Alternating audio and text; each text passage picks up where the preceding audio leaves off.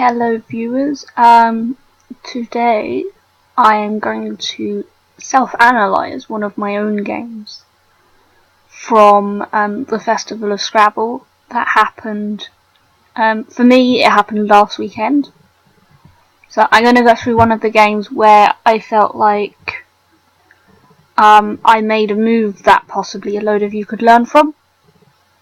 And it's really important to, for me anyway, it's really important to share a move that I consider to be good strategically, because it has ideas in it that can help other players develop better strategies for their own game, and also it can put ideas in their head to help them further their game as well. So this game was against a player called Timothy. He started the game and he opened with coma. That is someone that combs your hair, not another type of coma. So coma, we didn't know this last trial, but coma was the best move. I challenged it because I basically didn't like it. I challenge a lot that I don't like. Half of the time it doesn't work, but it's a type of word I call an agent noun, and agent nouns are normally really iffy in terms of words, so I didn't want to let a word go. So this is my rack, ADEEHIL. So the sort of player I am, I immediately want to maximise a score by playing like parallel, underneath or above coma. Here I did look for a double-double. I didn't spend too long thinking about it because there's only 3 consonants and they're not really going to go very well with the O. So I spent like a little time looking at the double-double. I looked at the C. I didn't really like it too much, so I eventually went for hailed, which scores 31. Okay, so hailed comes out at best according to Qwizical, and of course keeping the E is a much better thing to do than keeping the A. At this point, it doesn't really matter about this hotspot here. For me, it was just scoring, playing 6 tiles, getting, 6 new tiles. It's what I wanted to do. So he then exchanges 3.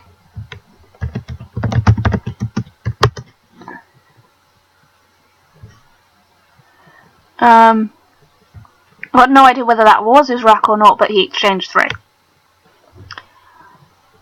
My next rack, after keeping E, I did a really good job at picking tiles from the bag here. It's strange though, when I looked at this rack, the first word I saw was a French word. So I'm not sure whether that means that, that I'm just overthinking French or what here. So, I played openers, but I didn't know pair-ons. Now, a part of me doesn't really like pair-ons because it opens out the triple. Of course it does take out this hotspot, which would have been really good, but what openers does, I did kind of like. It doesn't open an easy triple. It's really hard to play underneath here. Stuff that goes in front of OB, I think is only a G and an L, so it's not like there's another bonus opening. The S is here, so there's only 6 spaces before it, so it's not easy to access in terms of getting a bonus straight down. We need to add another row above row 1, call it row 0. We'd have to add another one to fit a bonus in up there, but I'm not quite sure that the extra 4 points is actually worth it. But then that's just me. I'm more of a defensive player. So Timothy has his... I'm sure you can work out what he actually played here. If I know all of his tiles, I know all of his tiles.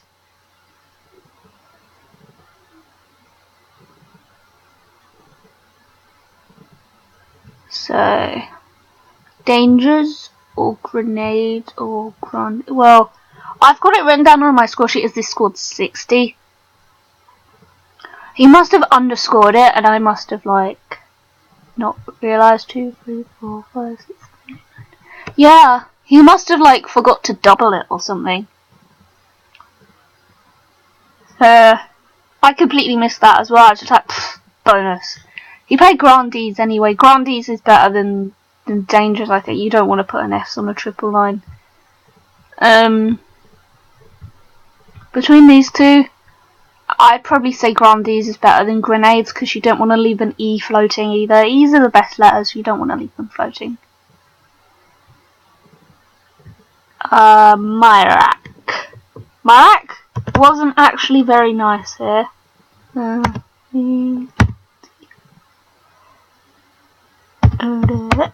That was Myrak. Of course, the first thing I want to do here is take the triple. And I'm not entirely sure why I didn't. I'm sure hedgy is the word. But for some reason I went to playing Jenny. Like, why did I not play hedgy?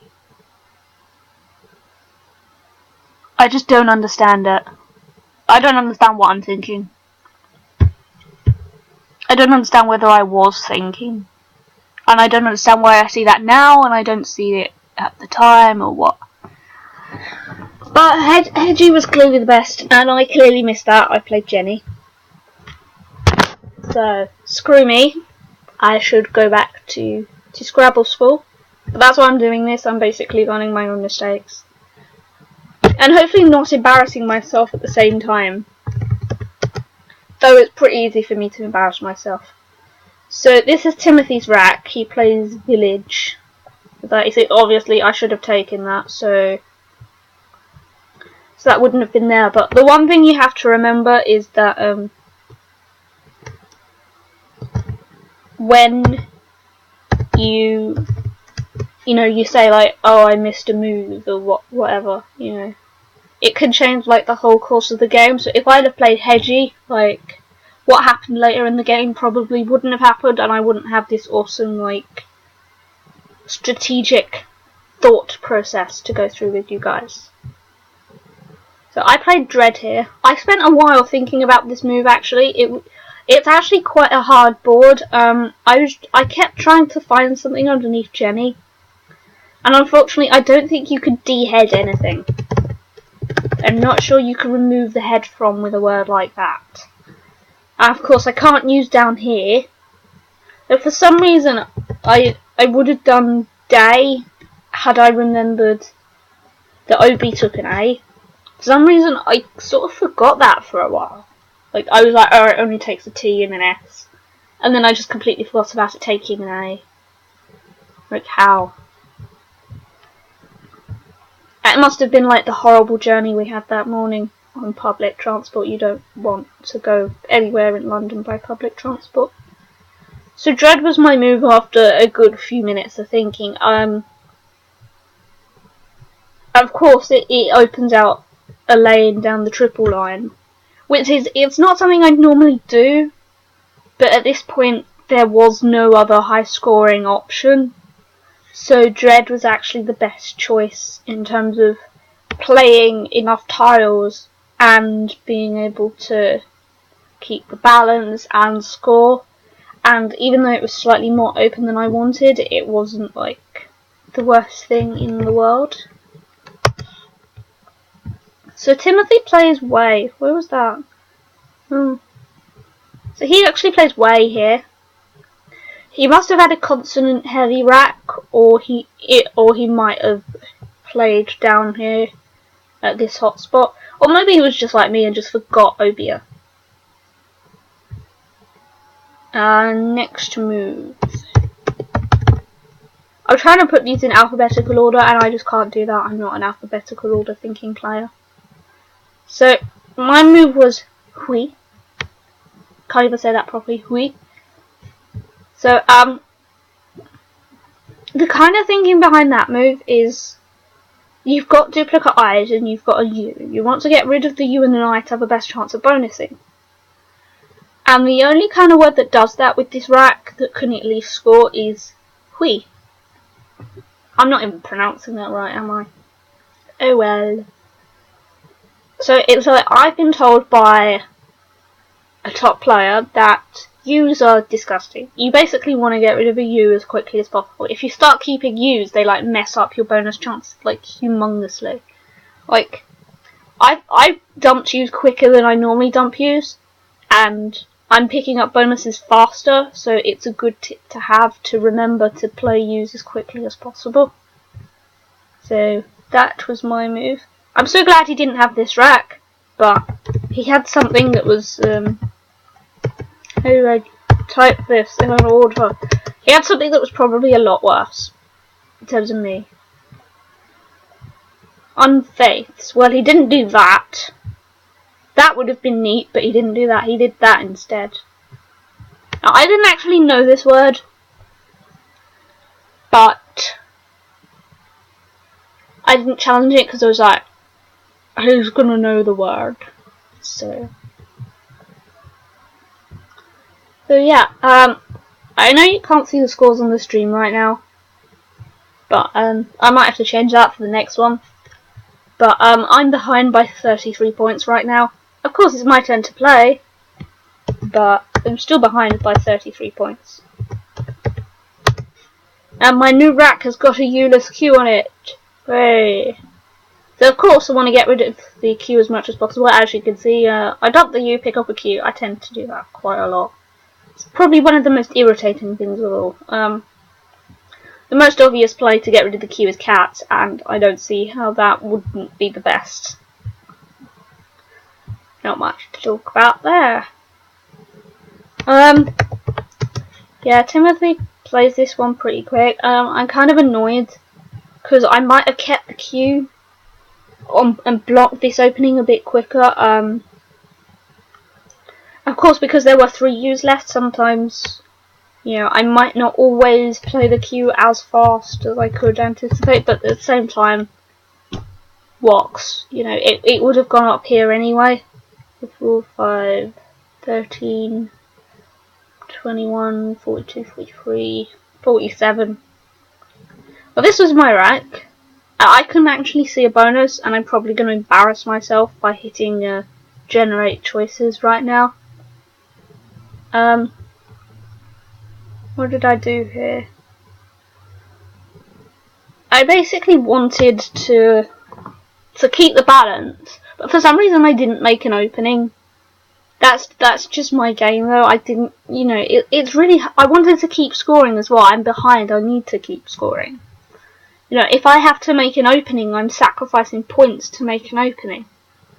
Though typically my opponents tend to be a bit, you know, they tend to play a lot more open.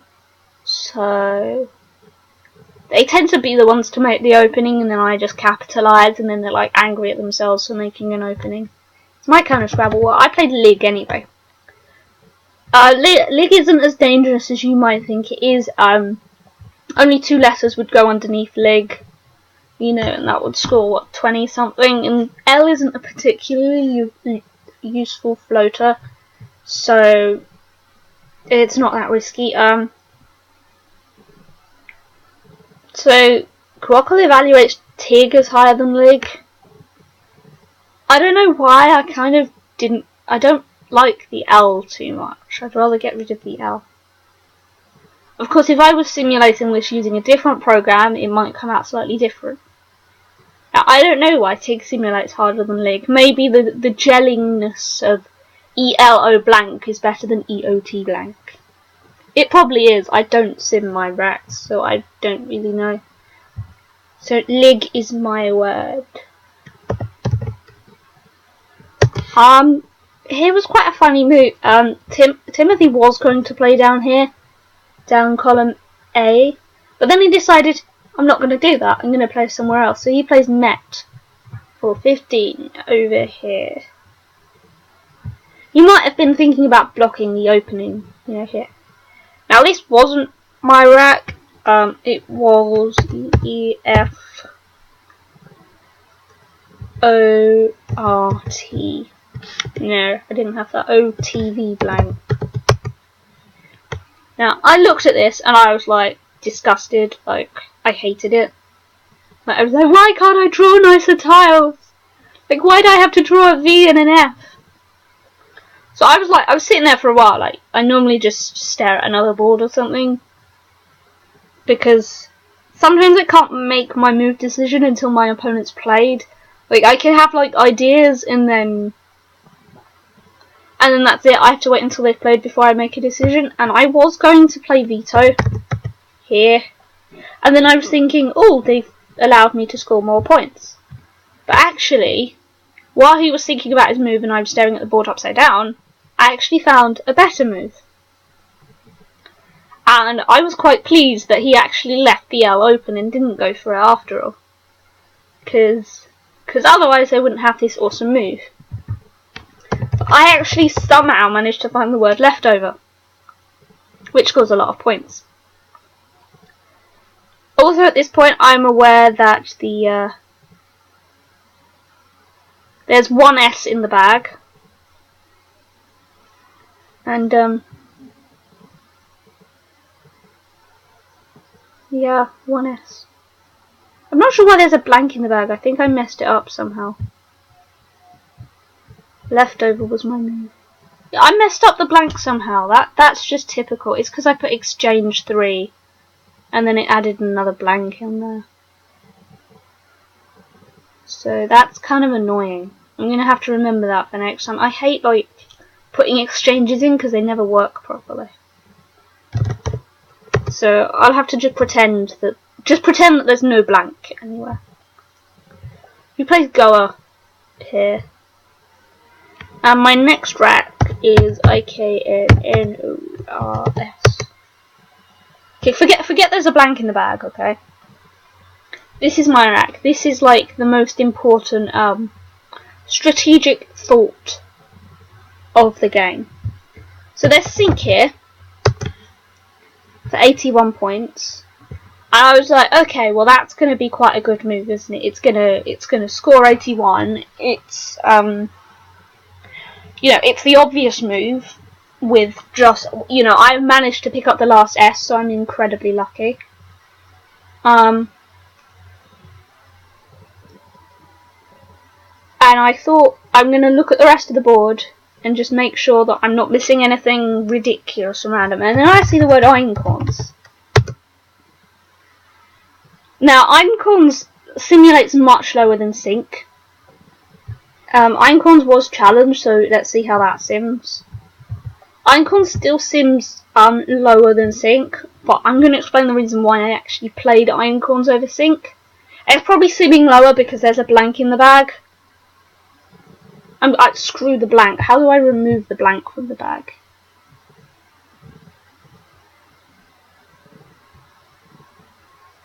Oh well, I can't work out how to do it. So I screwed me up.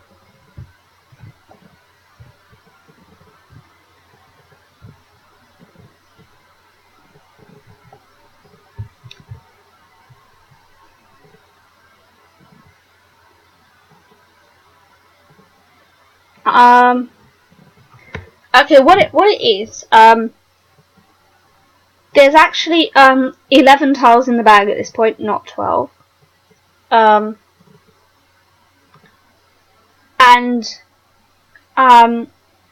would go 120. What is it? 127 points ahead, I think. Plus 81, 4, 5, 4. No, I go 107 points ahead here. Oh no, 117 points ahead because Grandees was it was misscored. Somehow it was misscored. Don't ask me. So at this point it's like, so right, I'm gonna go 117 points ahead. Well, actually my score sheet says 122, so something clearly went wrong somewhere.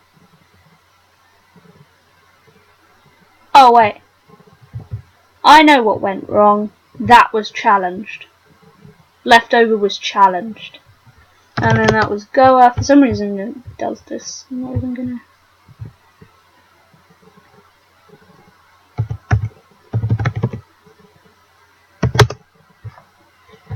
Let's add... Let's do the stuff again. And then that one. And then that one. So there's 11 tiles in the bag. And I'm like, well, Timothy could, in theory, bonus it. He could, you know, he could somehow manage to get 2 bonuses against me if I play Sync. You know, there's a floating V available. You know, there's the E. You know, there's also, if it's possible, this I to play through. Yeah, he could, in theory, just make an opening, you know, and then play a bonus. And then it could be really possible that with whatever's left, he gets a bonus through the V, and then he picks up the Z, and then gets like a 50-point score with the Z, and then all of a sudden, like, I picked up absolute dross and then lost the game somehow. So I was like, right, if I play Einkorns, I leave 4 in the bag. If Timothy does get a bonus, he's only going to have 4 tiles left on his rack. And those 4 tiles won't give him the possibility of, you know, of scoring the extra 50 or 60 points that he needs to win the game. So I'm like, right, so Einkorns must be better than Sync, right? Because I don't want to leave 7 tiles in the bag for him. You know, it's just, if I leave 7 tiles in the bag for him, he could have a possibility of winning. And you don't want to give your opponent that possibility of winning. I mean, of course, what I've done, I could have let him have a bonus up here in row 12 or down here in row 14. But he's not going to get a bonus that scores enough.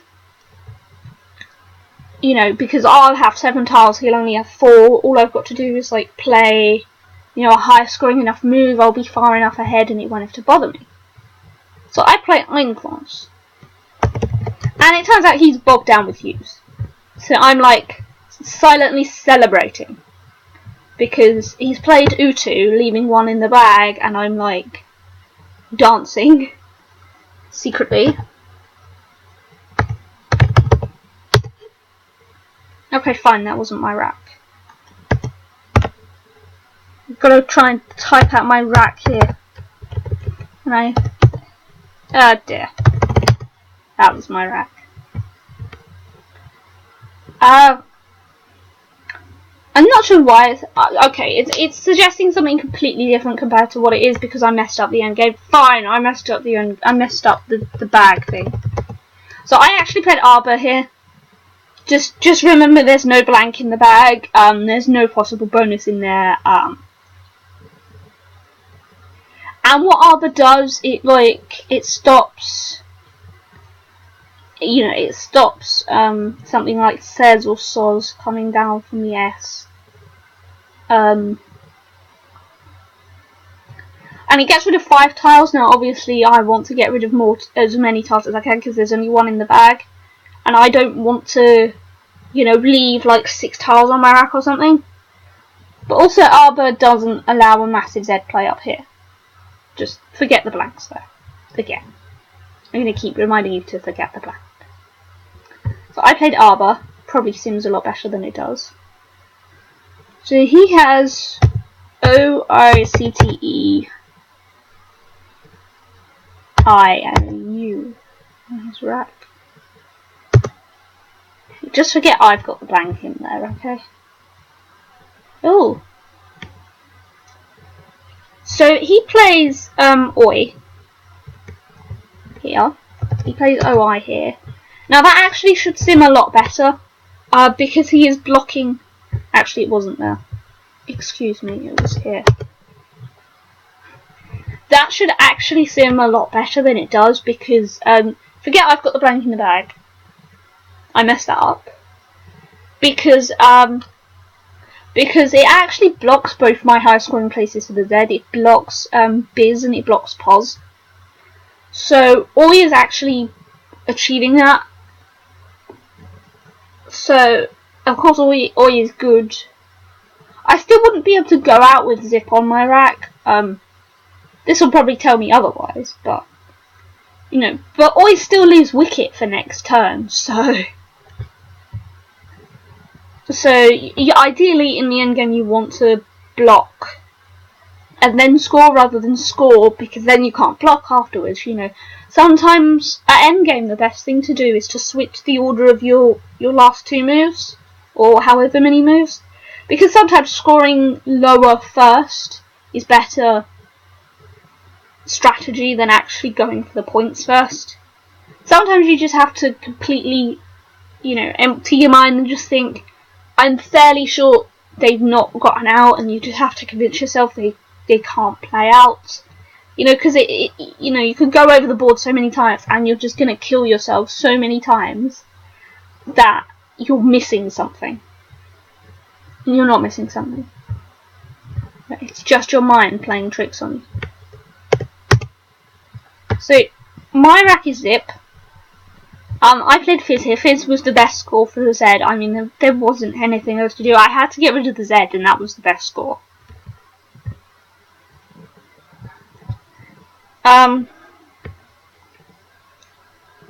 So this was his rack. Obviously he's got Wicket. He didn't play Wicket, he played Cast. I think Wicket was just a hard word miss. It's one of those. So he plays Cast. And my rack is just a P. So I go out with Pen for 8. And I win the game. Okay, let's just do that. I win the game, basically.